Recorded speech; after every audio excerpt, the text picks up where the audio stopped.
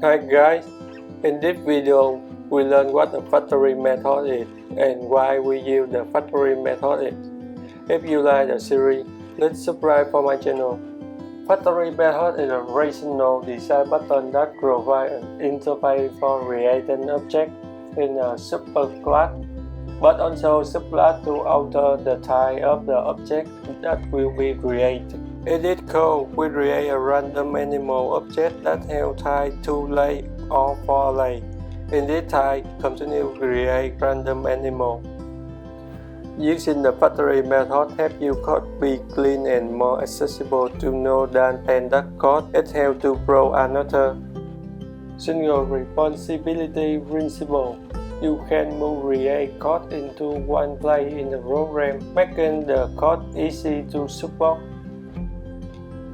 A fun upload principle, you can introduce new type of animal into the program without wrecking exciting line code. As usual, we have an animal class for other class to implement. We initialize the factory method by instantiation an interface that defines the generic constructor. Then function instantiation subclass for the factory style.